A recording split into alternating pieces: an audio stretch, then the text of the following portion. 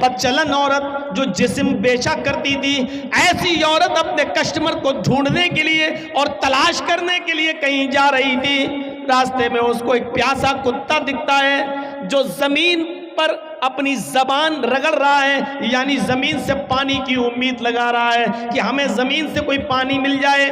اس عورت کو اس کتے پر رحم آ گیا، اس طوائف کو، اس بدچلن عورت کو۔ ایک حدیث میں آتا ہے کہ اس نے اپنی اوڑھنی، اور دوسری حدیث میں آتا ہے کہ اس نے اپنے پیر کا موزہ اتارا اور اس کو اپنے دوپٹے سے باندھا اور اس کو کنویں میں ڈالا اور اس موزے کو پورا بھگو لیا، تر کر لیا، اور اس کتے کے پاس جا کر اس نے اس موزے کو یا اپنی اوڑھنی کو نچوڑ دیا۔ کتا پانی پینے لگا، وہ عورت کئی بار کنویں سے پانی نکالتی ہے اور اس کتے کو پلاتی ہے۔ اللہ کے نبی فرماتے ہیں اس عورت کی اس ادا پر کہ اس نے کتے کو پانی پلا دیا، اللہ رب العالمین نے اس عورت کو جنت کا مستحق بنا دیا۔ جب مری تو وہ جنت کے اندر داخل کر دی گئی۔ ایک کتے کو پانی پلا دینے کی وجہ سے ایک طوائف، ایک فاحشہ عورت بخش دی گئی اور وہ جنت میں چلی گئی۔ پھر ایک عام انسان کو پانی پلانے کا ثواب کیا ہوگا؟ ایک عام انسان کو اس بھید بھاؤ کو ختم کر دیا جائے کہ کون ہندو ہے، کون مسلمان ہے، کون سکھ ہے، کون عیسائی ہے، کسی بھوکے کو کھانا کھلا دیا جائے، یہ سوچے بغیر کہ یہ ہندو ہے کہ مسلمان ہے، سکھ ہے یا عیسائی۔ میرے بھائیوں، حدیث کی کتابوں میں بھرا پڑا ہے، اللہ کے نبی صلی اللہ علیہ وسلم نے یہ فرمایا کہ جس کا پڑوسی بھوکا سو گیا اور تم کھانا کھا کر سوئے ہو تو تم مومن نہیں۔ پڑوسی کی قید میں ہندو اور مسلمان کی قید نہیں لگائی ہے۔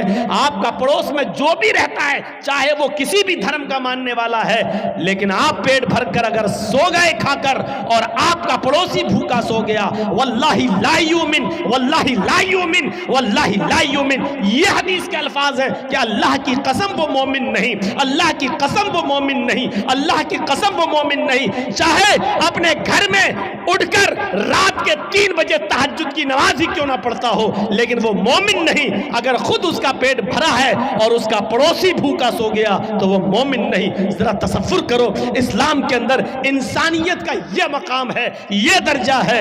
وہ کہتا ہے اسلام کہ تہجد بھلے ہی نہ پڑھو لیکن پڑوسی کو بھوکا مت سونے دو۔ میرے بھائیوں، یہ اسلام کی تعلیم ہے، یہ اسلام کی شکشا ہے۔ ایک کتے کو پانی پلا دینے کی وجہ سے ایک طوائف جنت میں چلی جاتی ہے، تو پھر انسانیت کو کھلانے اور پلانے والا یہ کتنا بڑا ثواب کا مستحق ہوگا۔ یہاں سے ہمیں اور آپ کو اندازہ لگانا چاہیے اور اندازہ لگا کر سوچنا چاہیے۔ ہمیں اور آپ کو ان تمام باتوں پر غور بھی کرنا چاہیے۔ انسانیت کا یہ درجہ، یہ مقام اگر کسی مذہب نے دیا ہے تو وہ اسلام دیتا ہے۔ یہ انسانیت کا مقام ہے۔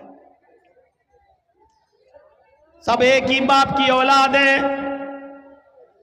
یہ اعلیٰ درجے کی معراج ہے۔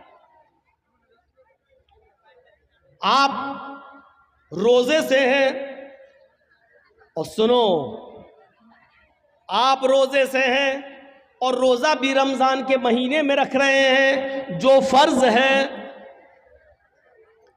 آپ روزے سے ہیں، آپ کے پڑوس میں ایک آدمی بیمار ہے، ہاسپٹل میں ایڈمٹ ہے،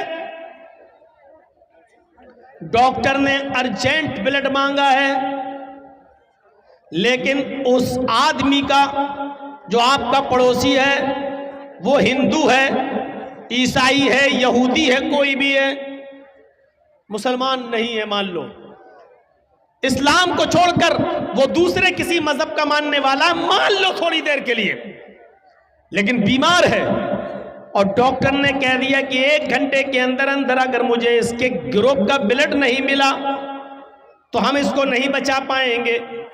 اس کے بیٹوں کا بلڈ گروپ اس کے بلڈ گروپ سے الگ ہے، اس کی بیوی کا بلڈ گروپ الگ ہے، اور لوگوں کا بلڈ گروپ اس کے گروپ سے الگ ہے، لیکن آپ مسلمان ہیں، آپ کا بلڈ گروپ اس کے بلڈ گروپ سے میچ کھا رہا ہے، اور آپ 1 بوتل خون دے سکتے ہیں اور اس کی جان بچ سکتی ہے، تو ایسی صورت میں آپ کو ڈاکٹر کے پاس جا کر 1 بوتل خون دینا پڑے گا، اس لیے کہ اس کی جان بچانا اس وقت ضروری ہے۔ آپ اس کی نہیں بچا رہے ہیں، قرآن کہتا من احیاہا فکأنما احیا الناس جمیعا، جس نے کسی ایک انسان کو بچایا اس نے پوری انسانیت کو بچایا۔ یہاں آپ ایک ہندو کو یا ایک عیسائی کو نہیں بچا رہے ہیں، ایک انسان کو بچا کر پوری کائنات کی اور پوری دنیا کی انسانیت اور مانوتا کو بچا رہے ہیں۔ ایسے موقع پر آپ کو بلڈ دینا پڑے گا۔ سوال یہ پیدا ہوتا ہے کیا روزے کی حالت میں ایک بوتل خون دینا جائز ہے کہ ناجائز ہے؟ یہ ایک الگ مسئلہ ہے۔ میرے بھائیوں، آپ کو روزہ ہے، بخار ہے، لیکن ڈاکٹر نے بلڈ جانچ کے لیے سیمپل مانگا ہے، آپ روزہ نہیں توڑنا چاہتے ہیں، تو ایسی کنڈیشن میں آپ بلڈ جانچ کے لیے 2 4 5 ml بلڈ اگر آپ کا نکالا جا رہا ہے تو آپ نکلوا سکتے ہیں، آپ کا روزہ نہیں ٹوٹے گا۔ سن لیجئے مسئلہ، اگر 2 4 5 ml بلڈ نکلوانے سے آپ کی جانچ کے لیے جانا ہے بلڈ، 2 4 5 ml بلڈ نکالنے سے روزہ نہیں ٹوٹے گا، لیکن آپ کو ایک بوتل خون دینا ہے۔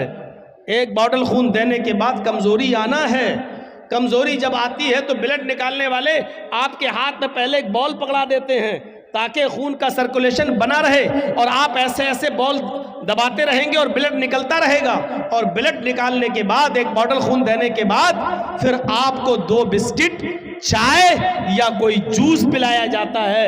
یہ ہر ہاسپٹل کا ایک نیم ہے۔ لہٰذا ایسی صورت میں آپ روزے سے ہیں تو آپ کا وہ بلڈ لے گا نہیں، وہ آپ کو کہے گا کہ پہلے آپ روزہ توڑیے، کچھ کھائیے، کیونکہ بلڈ نکلنے سے آپ کو اور کمزوری پیدا ہو جائے گی۔ اسلام یہاں آپ کو اجازت دیتا ہے کہ ایک غیر مسلم کی جان بچانے کے لیے آپ کو اگر روزہ توڑنا پڑ رہا ہے تو روزہ توڑ دیجئے۔ یہ روزے کی قضا تو بعد میں ہو جائے گی، لیکن اگر یہ مر گیا تو دوبارہ زندہ نہیں ہو پائے گا، اس لیے اس کو بچانا، روزہ رکھنے اس وقت توڑ دینا بہتر ہے، اس کو بچانا زیادہ ضروری ہے۔ لہذا اسلام یہاں آپ کو اجازت دیتا ہے کہ غیر مسلم کی جان بچانے کے لیے روزہ توڑ دو۔ اس سے بڑا درجہ انسانیت کا اور کیا ہوگا؟ وہ سوچیں جو موب لنچنگ کر کے درختوں سے باندھ کر جے شری رام کے نعرے لگوا کر جو ایک انسان کی جان لے لیتے ہیں، وہ سوچیں کہ وہ کس دھرم کے پاسدار ہیں اور کس دھرم کی رکشا کر رہے ہیں وہ، اور وہ بھی سوچیں جو بنا کسی غلطی کے کسی کو پکڑ کر اللہ اکبر کا نعرہ لگا کر اس کی گردن کو کاٹ دیتے ہیں اور اڑا دیتے ہیں اور سمجھتے ہیں کہ ہم نے بہت بڑا جہاد کر دیا ہے۔ وہ سوچیں کہ انسانیت کا احترام تو یہ اسلام نے پیش کیا ہے کہ روزہ توڑ دو لیکن دوسرے کی جان بچا لو۔ اگر تمہارا بلڈ اس کے بلڈ سے مل رہا ہے تو آپ بلڈ دو اور اس انسان کی جان بچاؤ، اس لیے کہ انسانیت کو آپ بچا رہے ہیں، ایک انسان کو نہیں بلکہ ساری کائنات کے انسان کو آپ بچا رہے ہیں۔ یہ ہے اسلام کا درس، یہ ہے اسلام کی تعلیم، یہ ہے اسلام کی شکشا، یہ ہے اسلام کا میرے بھائیوں نظریہ۔ اس سے بڑی انسانیت اور کیا ہو سکتی ہے؟ ایک اور چیز پر غور کیجیے آپ۔ جاؤ بیٹا جاؤ، جلدی جاؤ، آپ کی بیوی انتظار کر رہی ہے گھر پہ۔ پہلے بیٹھ جائیں گے پھر بھاگیں گے، کسی طرح تھوڑا سکون ہوتا ہے۔ تو یہ ایک اور نظریے سے سوچئے، اسلام نے انسانیت دیکھی، انسانیت اسلام نے اتنی باؤنڈیشن لگا دی ہے کہ کوئی بھی شخص جب کسی عورت سے شادی کرے تو کسی بھی قیمت پر کسی دوسرے کے بچے کو یہ اپنا نام نہ دے دے۔ اس پر اتنی باؤنڈیشن لگا دی ہے کہ آپ غور کیجئے، اگر کسی وجہ سے آپ اپنی بیوی کو طلاق دیتے ہیں اور تیسری طلاق جب دی جاتی ہے تو تیسری طلاق جب آپ دیں گے اس کے بعد عورت کی عدت شروع ہو جائے گی۔ اس کے بعد سے جیسی تیسری طلاق دی وہیں سے عدت شروع۔ اب 3 مہینے تک وہ دوسری شادی نہیں کر سکتی ہے جب تک کہ وہ عدت پوری نہ کر لے۔ غور سے سنیے گا، اس کو سنیں گے تبھی بات سمجھ میں آئے گی۔ 3 مہینے تک اس کو کیوں روکا گیا؟ کیونکہ 3 مہینے میں ہو سکتا ہے کہ جو آدمی طلاق دے رہا ہو اس کا کوئی بچہ اس عورت کے پیٹ میں ہو. ایسا نہ ہو کہ طلاق کے فوراً بعد شادی کی اگر اجازت دے دی جائے تو کہیں ایسا نہ ہو کہ دوسرے کا بچہ یہ اپنے پیٹ میں رکھے اور کسی دوسرے مرد سے شادی کر لے اور دوسرا مرد اس بچے کو اپنا نام دے دے، حالانکہ یہ اس کا بچہ نہیں ہے. اس لیے 3 مہینے کا حکم دیا ہے کہ وہ عدت گزارے گی. اگر کسی کا شوہر مر گیا تو عورت عدت گزارے گی. کتنے دن؟ 4 مہینے 10 دن. اگر کسی عورت کا شوہر مغرب سے پہلے انتقال کیا ہے، مغرب کی اذان سے پہلے انتقال کیا تو وہ دن عدت میں شامل کیا جائے گا، 1 دن مانا جائے گا. مان لیجئے آپ کے ہاں 6 بجے مغرب کی اذان ہو رہی ہے اور 5 بجے کسی کا شوہر انتقال کیا ہے تو 5 بجے انتقال کرنے کے بعد بھی اس کا پہلا دن مانا جائے گا، کیونکہ ابھی تاریخ وہی ہے. مغرب کے بعد تاریخ چینج ہوگی، مغرب سے پہلے نہیں. وہ پہلا دن مانا جائے گا. یہی عقیقے میں بھی یہی دیکھا جائے گا. 7ویں دن جو بچے کا عقیقہ کیا جاتا ہے یہیں سے دیکھا جائے گا. مان لیجئے آپ کا بچہ جمعے کے دن مغرب سے پہلے پیدا ہوا ہے تو جمعے کا دن پہلا دن مانا جائے گا. جمعہ، سنیچر، اتوار، سوم، منگل، بدھ، جمعرات. اب عقیقہ کب ہوگا؟ جمعرات کو. اور اگر جمعے کے دن مغرب کے بعد بچہ پیدا ہوا ہے، مغرب کے بعد، تو جمعے کا دن نہیں جوڑا جائے گا، پھر سنیچر کا دن جوڑا جائے گا. پہلا دن سنیچر، اتوار، سوموار، منگل، بدھ، جمعرات، جمعہ. اب عقیقہ کب ہوگا؟ جمعے کے دن ہوگا. اس بات کو یاد رکھیے گا. اور 7واں دن کب پڑے گا؟ جمعے کا دن. اگر جمعے کو مغرب کے بعد بچہ پیدا ہوتا ہے تو عربی میں مہینے کی شروعات مغرب کے بعد سے ہوتی ہے. ہم لوگ چاند کب دیکھتے ہیں؟ مغرب کی اذان ہو جاتی ہے، نماز کے بعد دیکھتے ہیں. جب چاند ہو گیا تو وہیں سے مہینہ شروع، وہیں سے تاریخ شروع، وہیں سے 1 تاریخ ہو گئی اور وہ دوسرے دن مغرب تک 1 تاریخ رہے گی. جو شب قدر میں آپ رات جاگتے ہیں تو کب جاگتے ہیں؟ 20واں روزہ ہوتا ہے، مغرب کے بعد 21ویں رات شروع ہو جاتی ہے. آپ 21ویں، 23ویں، 25ویں جو رات جاگتے ہیں وہ اسی حساب سے جاگتے ہیں. تو میرے بھائیوں، عورت اگر 5 بجے اس کا شوہر ختم ہوا ہے تو وہ پہلا دن مانا جائے گا عورت کا 1 دن. اس کے بعد 4 مہینے اور 10 دن. یہ 4 مہینے 10 دن عورت کی عدت کے دن کیوں شمار کیے گئے آپ کو معلوم ہے؟ تاکہ مرے ہوئے آدمی کا حمل اس عورت کے پیٹ میں نہ ہو سکتا ہے کہ وہ چھپا رہی ہو، حمل پیٹ میں نہ ہو. 4 مہینے 10 دن کی مدت بہت ہو گئی ہے. اگر اس کے پیٹ میں بچہ ہوگا تو 4 مہینے میں اس عورت کا پیٹ تھوڑا بہت باہر نکل آئے گا، جس سے پتہ چل سکتا ہے کہ اس کے پیٹ میں فلاں آدمی کا بچہ ہے. اگر ہے تو جب تک بچہ پیدا نہیں ہو جاتا تب تک اس کی عدت رہے گی، اور اگر نہیں ہے تو 4 مہینے 10 دن کے بعد یہ عورت کہیں دوسرا نکاح کرنا چاہے تو کر سکتی ہے، تاکہ کسی دوسرے آدمی کا، اس مرے ہوئے آدمی کا بچہ کسی دوسرے آدمی کا نام نہ پا جائے. یہ اسلام نے ایک باؤنڈیشن لگا دی ہے. باؤنڈیشن بہت سختی ہے اس معاملے میں. ہاں، خلا کا معاملہ تھوڑا سا الگ ہے. ایک چیز ہوتی ہے مرد طلاق دینا نہیں چاہتا، عورت طلاق لینے پر مصر ہے، نہیں ہمیں طلاق چاہیے، ہمیں نہیں رہنا ہے تیرے پاس. مان لیجئے بہت سا شرابی جواری آدمی ہے، عورت نہیں رہنا چاہتی ہے اور آدمی اس کو طلاق نہیں دینا چاہتا، نہیں ہم نہیں دیں گے. ایسی صورت میں عورت خلا لیتی ہے.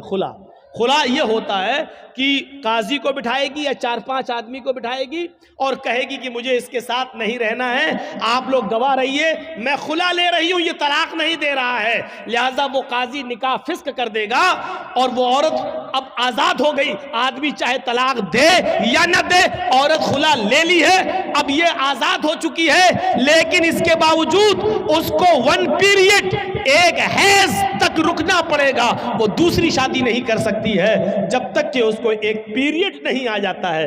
1 پیریڈ کا مطلب اس کو، عورت کو جو ہر مہینے جو ہر عورت کو جو خون بلڈ آتا ہے، 1 پیریڈ، جب تک وہ پیریڈ نہیں آ جاتا تب تک وہ دوسرا نکاح نہیں کرے گی، اور پیریڈ آنے کے بعد پھر وہ دوسرا نکاح کر سکتی ہے. پیریڈ آنے کا مطلب یہ ہے کہ وہ حاملہ نہیں ہے، یعنی جس آدمی سے اس نے خلا لیا ہے اس کا بچہ اس کے پیٹ میں نہیں پل رہا ہے. اب سوچئے اسلام نے کتنی باؤنڈیشن لگائی ہے کہ آپ کے پیٹ میں پلنے والے بچے کو اس کے اصلی باپ کا نام ملے. وہ بچہ جب باہر آئے تو اپنی نسبت اپنے اصلی باپ کی طرف کر سکے. کتنی حفاظت کی ہے اسلام نے نسل کی اور نسل کو پاکیزہ بنانے کی, کتنی حفاظت کی ہے. لیکن اس کے باوجود اسلام یہ بھی کہتا ہے اگر خدا نخواستہ کسی عورت کے پیٹ میں حرام اولاد پل رہی ہے, زنا کی پیداوار ہے, اور اس نے اقرار بھی کر لیا ہے کہ حرام اولاد ہے, وہ کہہ بھی رہی ہے کہ فلاں آدمی سے میرا ساتھ سمبند بن چکا تھا اور اس کا حمل میرے پیٹ میں ہے, تو اسلام انسانیت کا وہ درس دیتا ہے کہ حرام اولاد ہونے کے باوجود اگر کسی عورت کے پیٹ میں پل رہی ہے تو پیٹ میں بچے کو مارا نہیں جا سکتا ہے. اگر اسلامی قانون کہیں ہے اور زناکار کی سزا پتھروں سے مار مار کے مار ڈالنا ہے, لیکن اگر وہاں یہ پتا چل جائے کہ اس عورت کے پیٹ میں بچہ ہے, اگرچہ ناجائز ہے, اگرچہ حرام ہے, تو اسلامی ملک بھی اس عورت کو سزا نہیں دے سکتا جب تک کہ بچہ پیدا نہ ہو جائے, کیونکہ غلطی اس کی ماں کی ہے, اس بچے کی نہیں جو پیٹ میں پل رہا ہے. غور کیجئے, اسلام حرام اولاد کو بھی مارنے کی اجازت نہیں دیتا ہے. جو عورتیں اپنے پیٹ میں حلال بچوں کو گرا دیتی ہیں ان کو اپنے بارے میں سوچنا چاہیے. کل قیامت کے دن یہ بچہ جس کو تم نے گرایا ہے اپنے پیٹ سے, قیامت کے دن یہ بچہ اپنے ماں کی پستان اور اپنے ماں کی چھاتیوں سے لٹکا ہوا آئے گا.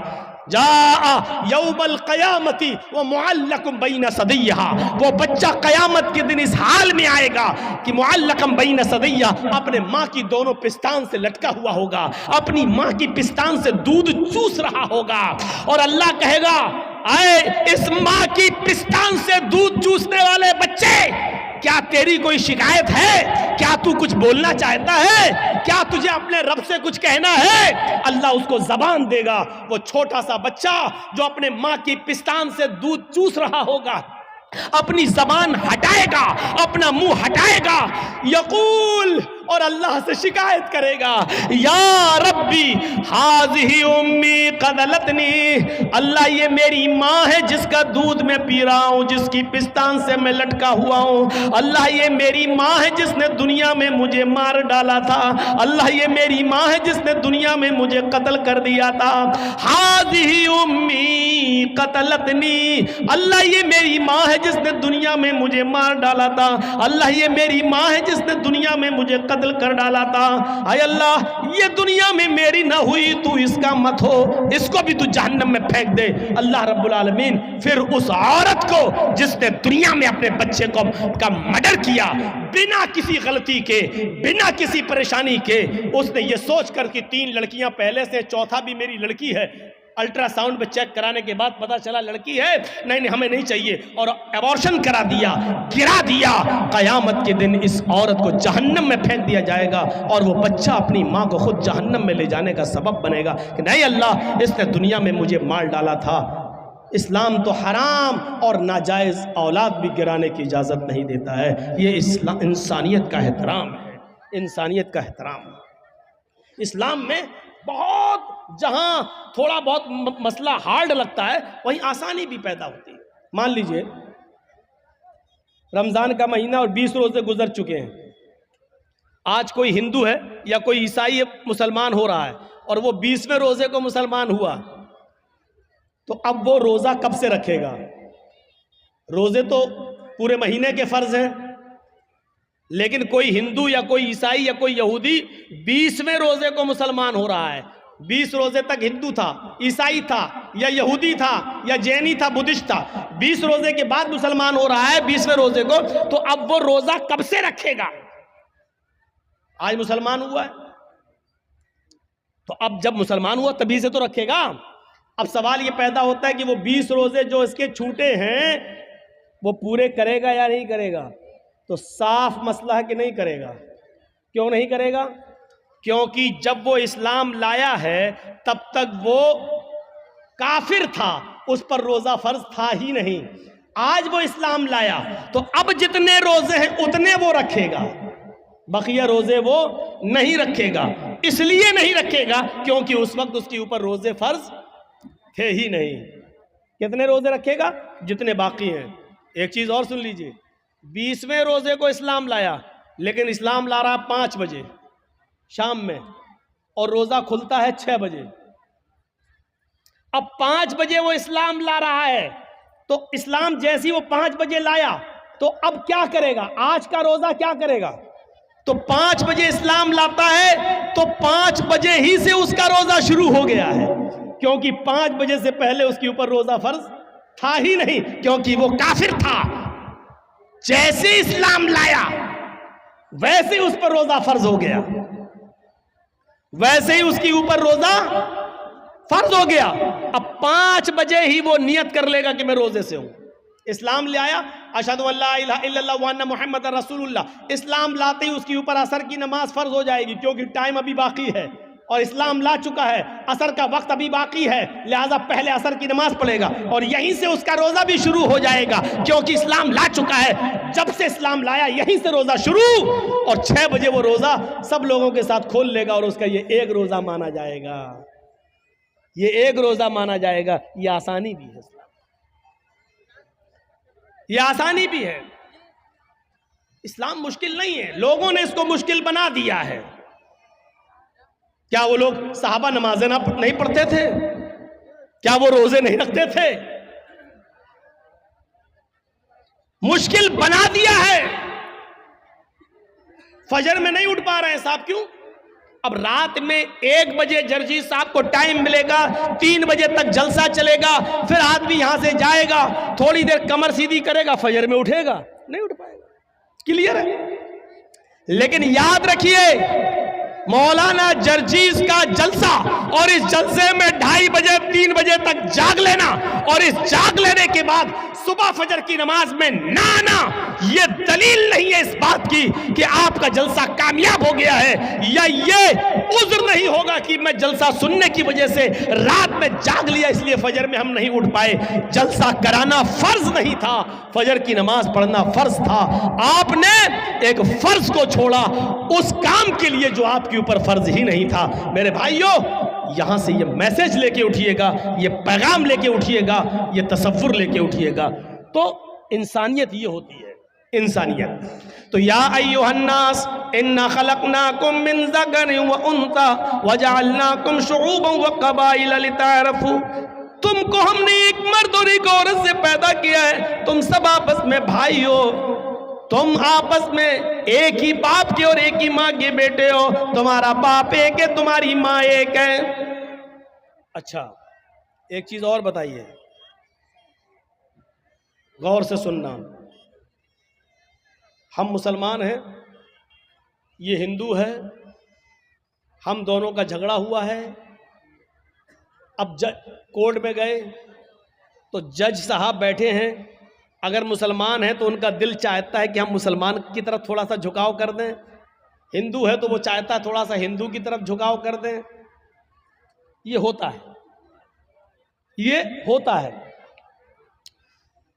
قرآن نے انسانیت, یہاں پر انسانیت کو فروغ دیا ہے, انسانیت کو بڑھاوا دیا ہے, اور کہا اگر تم سچے مسلمان ہو تو فیصلہ کرتے وقت نہ قوم دیکھو گے, نہ برادری دیکھو گے, نہ ذات دیکھو گے, نہ مذہب دیکھو گے.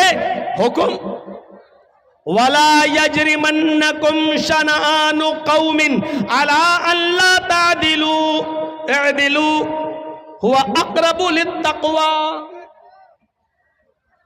بھائی جس کو جانا ہو ابھی اٹھ کے چلے جاؤ یار, کیوں بار بار اٹھ رہے ہو؟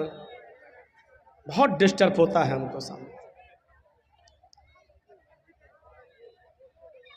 لا یجرمنکم شنآن قوم, اے مسلمانوں, کسی قوم کی دشمنی, کسی مذہب کی دشمنی تمہیں اس بات پر مجبور نہ کر دے کہ تم سچا فیصلہ نہ کر سکو, ان کے ساتھ انصاف نہ کر سکو. ایسا نہیں ہونا چاہیے. اعدلوا, ہر حال میں سچا فیصلہ کرنا, چاہے وہ مسلمان کے خلاف جائے, چاہے وہ ہندو کے خلاف جائے, عیسائی کے خلاف جائے, تمہارے اپنے خلاف جائے, تمہارے اپنے بیٹے کے خلاف جائے, تمہاری اپنی اولاد کے خلاف جائے,